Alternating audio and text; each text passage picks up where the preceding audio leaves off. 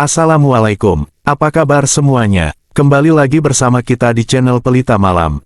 Sebelumnya jangan lupa subscribe, like, dan share untuk membantu kita berkembang lebih jauh. Oke guys, langsung ke cerita. Nah, cerita kali ini adalah kisah Malam Satu Suro, Ruwat Deso, dan Nyange Teko. Disclaimer, sebelum memulai cerita, nama tokoh dan lokasi kejadian akan saya samarkan untuk menghormati kepercayaan masyarakat di desa ini.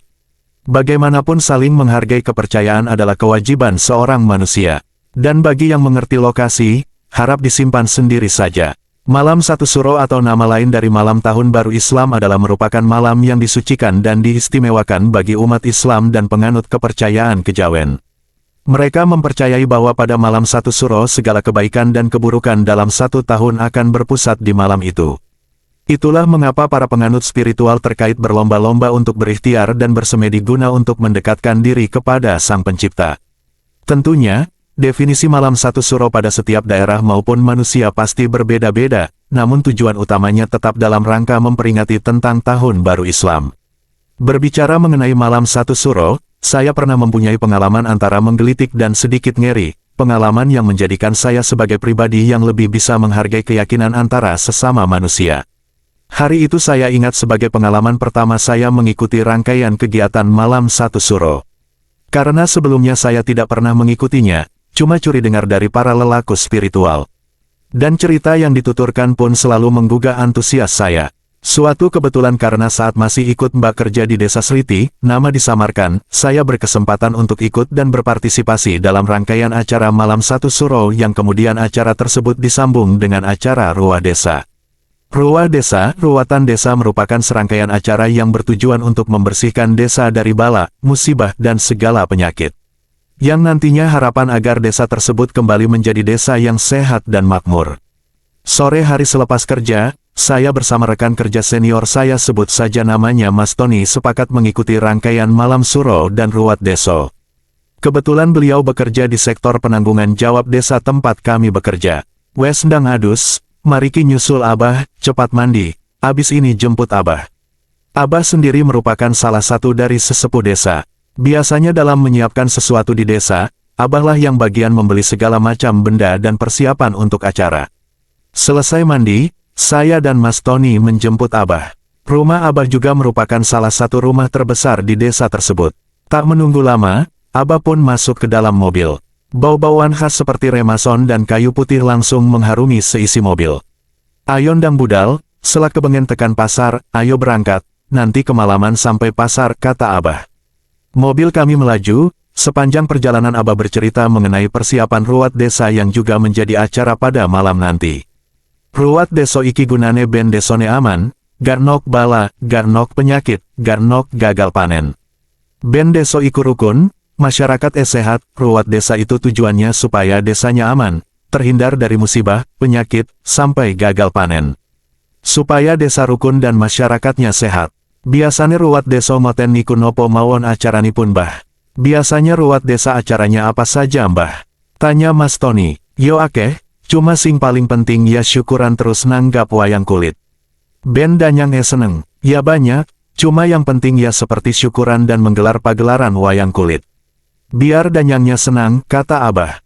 Danyang niku nopo Bah, danyang itu apa Bah? Saya ikut menyaut. Danyang iku sing nungguk deso, bahu rekso deso, sing babat alas deso. Danyang itu yang menunggui desa, leluhur desa, yang membuka desa ini. Saya baru tahu kalau ternyata di desa itu terdapat danyang yang dipercaya orang melindungi dan menjaga desa. 1 jam kemudian, mobil sudah tiba di pasar daerah. Hiruk pikuk para pembeli seperti antusias, terutama di bagian jual bunga dan wewangian. Abah turun di salah satu kios, kami mengikutinya dari belakang. Abah menunjuk banyak sekali barang-barang yang akan dibeli, sayangnya saya tidak tahu nama-nama barang tersebut. Cuma beberapa barang seperti bunga 7 rupa, dupa, kendi, lonceng, dan kloso, karpet dari anyaman bambu. Setelah dirasa cukup, Abah kemudian membayar dan kami bagian membawa barang-barang tersebut masuk ke dalam mobil. Dalam perjalanan kembali menuju desa, Mas Tony coba bertanya. Telas pinten niku wow sedanten Bah? Abis berapa banyak buat itu semua Bah? Yosek titik, gak jangkep seyuto hahaha, ya masih sedikit, gak sampai sejuta hahaha, Abah tertawa. Aku dan Mas Tony saling lihat. Lantas daripada kikuk, akhirnya kami ikut sedikit tertawa agar suasana terlihat cair. Mek titik, soale wayang kulite mek sak gepyaran main isuk. Kari persiapan syukuran karo ruwat engko bengi. Cuma sedikit karena wayang kulitnya cuma sebentar tadi pagi. Tinggal persiapan syukuran dan ruwat nanti malam. Sampai balai desa, barang-barang tadi kami turunkan. Bertepatan pula dengan selesainya orang-orang melaksanakan sholat maghrib. Wes ndang sholat osek, mariku lanjut. Sholat maghrib dulu sana, habis itu lanjut lagi tutur Abah. Kami berdua melaksanakan sholat. Selepas itu kami membantu Abah dan orang-orang desa untuk menata balai desa yang akan dijadikan sebagai acara tasyakuran. Berbagai elemen masyarakat datang meramaikan. Orang tua, anak-anak, sampai para remaja sibuk membawa berbagai macam makanan seperti jajan pasar hingga hasil dari kebun dan sawah warga. Setelah itu semua duduk memutar, rapi dan hikmat. Pak Lurah berdiri, menyampaikan sambutan dan harapan agar desa ini nantinya menjadi desa yang makmur dan sentosa. Di penghujung, salah satu sesepuh desa memimpin berdoa yang kemudian dilanjutkan dengan makan besar. Mariki melu aku, muter deso ya. Abis ini, ikut aku keliling desa ya, ucap Abah. Nggih bah, tenang mawon, iya bah. Tenang saja ucapku dan Mas Tony hampir serempak. Selepas tasyakuran, para warga kembali ke rumah masing-masing. Hanya beberapa warga yang masih jagongan. Dan beberapa lagi menata balai desa yang nantinya akan digunakan sebagai tempat untuk melaksanakan acara malam satu suro. Saya dan Mas Tony masih menikmati teh hangat dan gorengan yang sudah mulai adem, sampai Abah muncul dan mengajak kami untuk berkeliling desa. Berbekal senter, bertiga dengan Abah kami kelilingi desa. Saat itu waktu menunjukkan masih pukul 8:30 malam. Dan lokasi pertama yang dituju ialah makam desa. Memang, makam sekarang sudah banyak yang dikasih penerangan seperti lampu. Namun tetap saja, auranya selalu berbeda. Abah di depan, saya di tengah dan Mas Tony di belakang. Oh iya, hampir lupa. Mas Tony ini adalah tipe orang yang indera keenamnya sedikit lebih baik dari manusia pada umumnya. Jadi sedikit banyak, Mas Tony bisa melihat dunia mereka. Nisan-nisan itu tampak tenang, walaupun sebagian sudah kotor oleh tanah. Kami menuju tengah makam di mana ada pohon beringin besar tumbuh di situ. Abah menyuruh kami untuk duduk, beliau berdoa, aku melihat Mas Tony. Wajahnya menunduk, lalu aku melihat sekeliling, sepi. Abah membakar dupa, kemudian kembali berdoa. Mas Tony masih menunduk. Hawa yang sunyi dan bebauan wangi dupa perlahan merubah hawa menjadi dingin. Semilir angin yang lewat menambah mencekam suasana. Sampai Abah menyuruh kami berdiri. Abah memberi hormat, entah kepada siapa. Kemudian Abah berkata bahwa sudah selesai dan kami berjalan meninggalkan makam. Keluar makam, wajah Mas Tony sedikit agak pucat namun sudah lebih tenang. Ia mengatakan bahwa di pohon tadi, ada makhluk menyerupai kera berbadan gempal sedang menatap dari atas. Sorot matanya tajam, maka dari itu Mas Tony lebih memilih menunduk. Abah yang tahu, hanya berkata, makhluk iku wes suwendek kuno, bahkan sakdurunge beringin iku cukul. Deega bakal ganggu, ancen omahendek kuno, makhluk itu sudah lama di situ, jauh sebelum beringin itu tumbuh, dia tidak mengganggu memang rumahnya ya di situ. Walaupun bekerja sebagai penanggung jawab desa, baru kali ini Mas Tony melihat penghuni dari makam desa. Selanjutnya Abah menuntun kami ke sungai batas desa. Lokasinya paling jauh, dan berada di sekitar barongan pepohonan bambu. Kami berjalan menuju dam pintu air, melewati rindangnya pohon bambu. Decitan suara bambu yang tertiup angin membuatku merinding, lagi-lagi Mas Tony hanya menunduk, kali ini sambil mencengkram bahuku. Aku yang ketakutan pun juga menggandeng tangan Abah yang ada di depan. Hingga akhirnya kami sampai di dam. Abah melemparkan beberapa bunga ke sungai setelah itu kami disuruh duduk. Abah membakar dupa, kemudian memulai berdoa. Tampak air yang semula tenang mendadak menjadi deras beriak bersuara. Aku melihat Mas Tony, ia cuma menyuruh agar aku membaca doa. Aku berdoa, hanya Al-Fatihah saja namun tetap kuulang-ulang. Sampai Abah selesai berdoa dan mengajak kami kembali. Sesampainya di jalan desa, Abah bercerita bahwa di dam tadi ada sosok buaya putih. Dulu buaya putih ini merupakan sosok yang diminta pemerintah kolonial untuk membantu kelancaran pembangunan dam agar pondasinya kokoh dan kuat, tentunya dengan imbalan tumbal manusia. Namun karena dam sudah jadi, maka sosok buaya putih ini hanya menjadi penunggu saja. Tapi kudu hati-hati, soalnya sosok bajul putih ngunu iku iso dimanfaatno menungso sing niate elek, tapi harap tetap hati-hati, soalnya sosok buaya putih bisa dimanfaatkan oleh manusia yang punya niat jelek, lanjut Abah. Sementara di pepohonan bambu tadi, Mas Tony berkata melihat ada sosok tinggi besar hitam bermata merah atau yang sering disebut sebagai genderuwo. Mas Tony ini rupanya walau bisa melihat mereka, tapi tetap saja takut bila sosok yang dilihatnya berukuran sangat besar. Empun mantun tabah, sudah selesai bah, tanyaku, sek, kari si jengkas.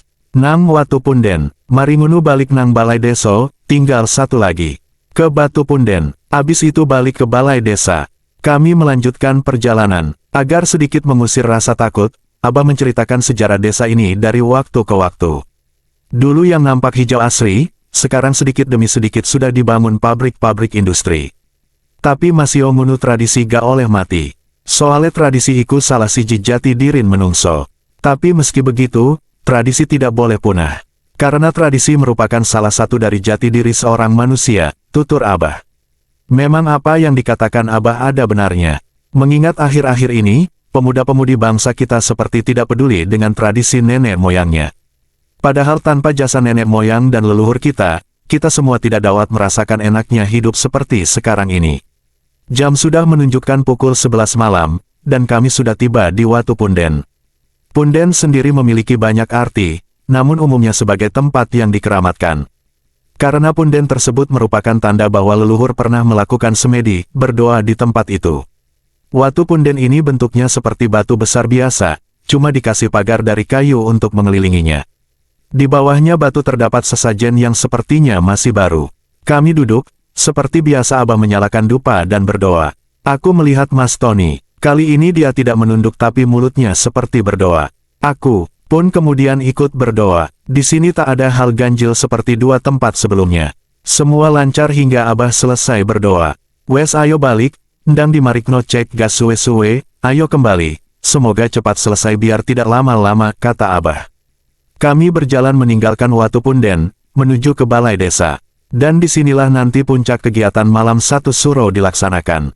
Jam menunjukkan tengah malam lewat 10 menit. Sampai balai desa, rupanya sudah disiapkan area untuk melaksanakan ritual suro. Para sesepuh desa berkumpul terlebih dahulu. Melakukan doa bersama kemudian bersama-sama duduk menghadap kiblat. Abah berkata, fokus, nek wedi dungo ae. Nek ono opo-opo ojo melayu. Meneng ae ambek dungo, pokok ojo metu sakdurunge acara mari. Nek gak wani mending metu saiki, fokus, kalau takut berdoa saja. Kalau ada apa-apa jangan lari. Diam dan berdoa, sebelum acara selesai jangan lari. Dan memang kalau tidak berani, mending keluar saja sekarang. Aku lihat Mas Tony, ia tampak ragu, tapi aku meyakinkan bahwa semua bakal baik-baik saja selama kita berdoa. Akhirnya kami berdua setuju untuk ikut. Selepas itu lonceng dibunyikan, tanda ritual suro telah dimulai. Para lelaku spiritual tampak khusyuk berdoa. Wangi dupa menusuk hidung, suasana sangat tenang dan sunyi. Bahkan tidak terasa ada angin yang lewat. Aku melihat sekeliling, nampak hikmat. Mas Tony pun memejamkan mata sambil berdoa. Sampai sekitar 15 menit kemudian, terdengar suara seperti petasan, meledak dengan amat keras. Aku membuka mata, nampak tak ada yang bergeming. Semua tetap khusyuk berdoa. Tiba-tiba terdengar letusan suara kedua. Aku hampir mau bangkit, namun tanganku digenggam oleh Mas Tony. Seakan mengingatkanku agar tetap fokus. Keringat dingin mulai membasahi keningku. Bacaan doa pun semakin tidak karuan. Aku melihat di depan tumpukan sesaji dan dupa, membumbung seperti asap berwarna merah. Tipis, namun kemudian berbau gosong dan sangit. Aku memejamkan mata, kuharap tidak melihat wujud aneh-aneh. Tiba-tiba genggaman tangan Mas Tony menguat, aku tak berani membuka mata. Sampai aku dengan seperti suara kemerincing lonceng yang diikatkan di kaki. Seperti yang dimiliki oleh penari jaranan reok. Ramai riuh. Aku sedikit mengintip, namun tak ada aktivitas lainnya di sini. Aku kembali memejamkan mata, tubuhku sudah mulai basah oleh keringat. Sampai kemudian lampu mendadak mati. Walaupun kututup mata, aku bisa sedikit merasakan kalau lampu telah mati. Aku mengintip, memang gelap gulita. Hanya terlihat nyala dupa. Aku menutup mata lagi. Kemudian dari arah belakang, terdengar suara halaman balai desa seperti disapu menggunakan sapu ijuk. Jelas sekali ku dengar, namun aku tak berani menoleh. Dan genggaman tangan Mas Tony semakin erat. Tak bisa kubayangkan sosok apa yang dilihatnya saat itu. Sampai aku sedikit lelah dan pasrah menerima keadaan ini. Dengan mata tertutup aku berharap acara ini segera selesai. Lonceng berbunyi kembali, aku belum berani membuka mata. Sampai Abah menepuk-nepuk tanganku. Kulihat sekitar, semua sudah kembali normal. Kemudian Abah menyuruhku dan Mas Tony untuk minum sambil menenangkan diri. Kemudian Abah bertanya apa saja yang kami alami. Aku menceritakan apa yang aku dengar dan lihat karena jujur aku sendiri tidak melihat ada rupa sosok. Namun berbeda dengan apa yang diceritakan oleh Mas Tony. Ia bercerita bahwa letusan pertama tadi adalah seperti ada api yang jatuh menuju sesajen. Letusan kedua api tersebut kembali terbang. Dan saat mati lampu, Mas Tony melihat ada sosok nenek-nenek berpakaian adat desa hadir di depan para sesepuh desa. Sedikit bungkuk dan rambut putihnya terurai menutupi wajahnya. Saking ketakutannya, ia menggenggam tanganku tadi. Abah mengatakan bahwa nenek tersebut adalah salah satu danyang di desa ini. Sek Uti, Kakung Durung metu. Berarti desa Sek aman. Masih nenek, kakeknya belum muncul. Berarti keadaan desa masih aman. Abah berkata bahwa penunggu desa ini adalah sepasang kakek nenek. Bila salah satu di antaranya menampakkan diri, desa diperkirakan masih dalam kondisi aman. Namun bila kedua sosok ini muncul, biasanya menjadi pertanda bahwa akan ada hal buruk akan terjadi. Abah berkata bahwa masing-masing desa mempunyai sosok danyang yang berbeda-beda. Di desa sebelah Abah pernah melihat penampakan harimau putih saat diundang memimpin tasyakuran. Kabe balik maneh nang awak dewe. Abah mek menghormati tradisi mbah-mbah buyut. Semua kembali ke kepercayaan sendiri-sendiri. Abah cuma menghormati tradisi mbah buyut. Kulihat jam, sudah pukul 2 dini hari. Abah mengajak kami untuk tidur di rumahnya. Beliau mengajak tidur di rumahnya agar kami tidak sawanen ketakutan. Dan kami pun menyetujui ajakan Abah. Sampai esok hari setelah sarapan saya pamit pulang. Karena memang hari libur juga. Kami mengucapkan terima kasih kepada Abah. Ojo kapok yole, hahaha. Jangan kapok ya nak, hahaha, guton Abah. Mas Tony yang wajahnya masih mencucu karena guyonan Abah cuma manggut-manggut saja. Setelah mengantar Mas Tony aku pun pulang menuju rumah. Tradisi malam satu suro memang dilaksanakan berbeda-beda oleh setiap manusia. Tergantung dari niat dan kebutuhan manusia itu sendiri. Namun tradisi ini hanya salah satu dari sekian ribu tradisi yang dimiliki oleh masyarakat Indonesia. Dan kita sebagai manusia, wajib untuk menghormati tradisi-tradisi tersebut. Karena bagaimanapun mereka beribadah sesuai dengan cara dan keyakinan mereka masing-masing. Kita sebagai manusia tidak berhak untuk melarang atau bahkan menuduh salah cara orang lain beribadah. Oke guys, sekian cerita dari kami. Kita kembali esok hari di jam yang sama ya. See you.